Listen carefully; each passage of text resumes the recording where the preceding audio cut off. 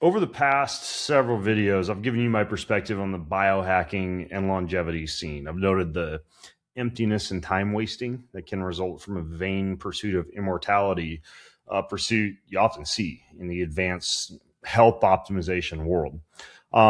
So, does that mean that you and I should just basically walk away from the notion of, say, stem cells and red light therapy and hyperbaric oxygen and peptides, or other so-called anti-aging modalities or biohacking modalities? Well, not necessarily, but it does mean that we should focus on what gives us the most bang for our buck from a health standpoint. Namely, the biohacking and health optimization industry doesn't really like the term I'm about to use. We'll use it anyway. The basics.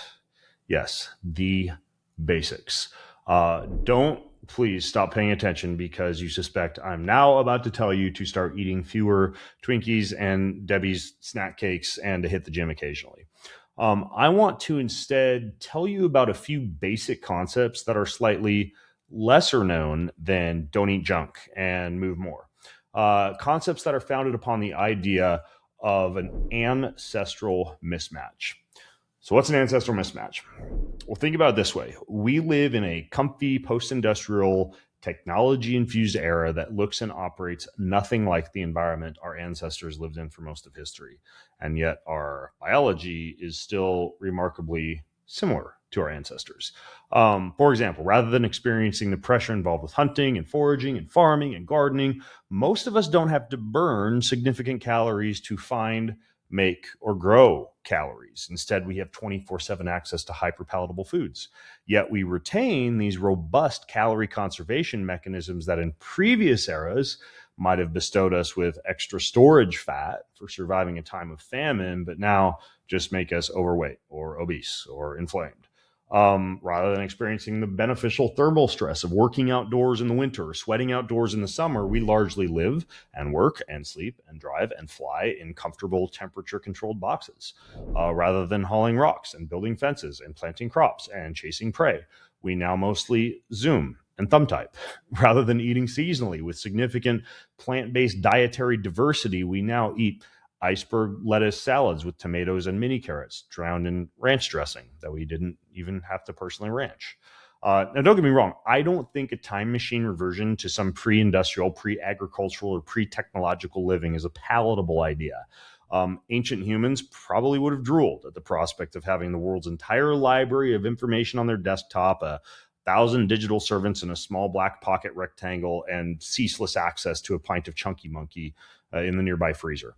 But in our privileged first world existence, we've traded the acute struggles of the caveman, like wild animals and famine and pestilence and Viking invaders, with the chronic diseases of modernity, like obesity and diabetes and heart disease and microplastic invaders.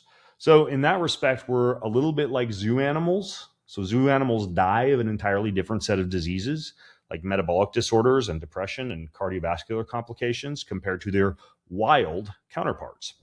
And we humans are not much different. So now that you know you're surrounded by a mismatch of ample overprocessed calories, and unless you're lucky enough to have a side job in construction or painting or farming, probably not engaged in a lifestyle for which you're adequately loading your joints, stressing your bones, or moving your muscles in a primal fashion, how do you fight the uphill battle against the biological entropy that contributes to frailty and chronic disease? We can start by understanding that comfort gradually kills, or as my friend Gary Brecka says, aging is the aggressive pursuit of comfort. And based on that, choose to embrace short, consistent, strategically timed bouts of discomfort. These bouts, also known as hormetic stressors, are based on the idea that what would harm or kill you in large amounts induces some cellular resilience in small amounts. For example, after you lift heavy things repeatedly, your muscles look a little bit like World War II inside, and too much of that intense damage, like 3 hours at the gym, can cause organ stress and excess soreness, but small bouts of it can induce muscle growth and bone density. Cardiovascular stress in excess strains your heart and stiffens your arteries, but in consistent, moderate doses induces a stronger heart and better blood flow.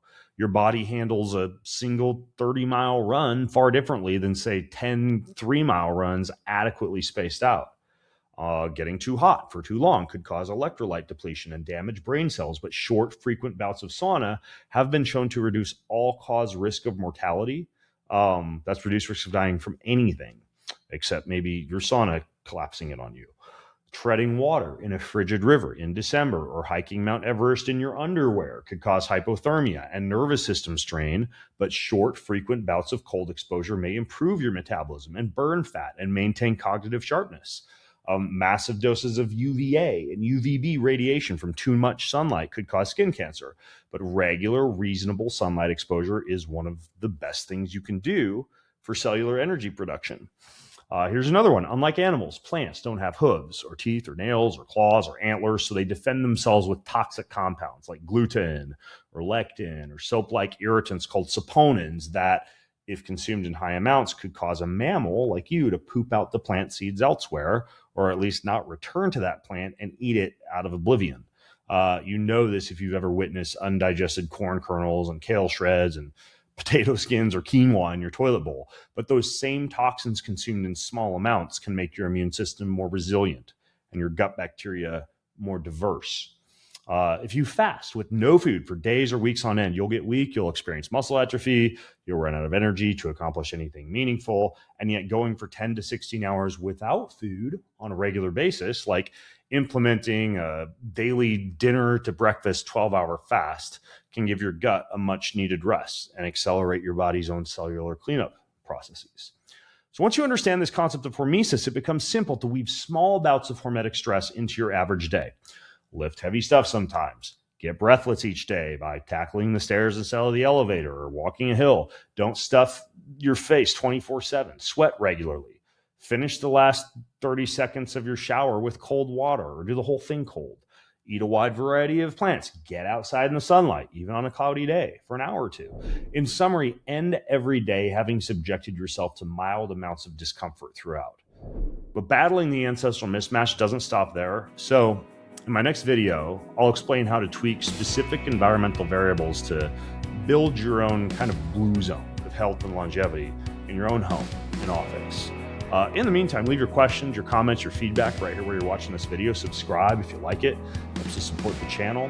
Let me know what you think about this whole idea of an ancestral mismatch. I'm Ben Greenfield. Thanks for watching.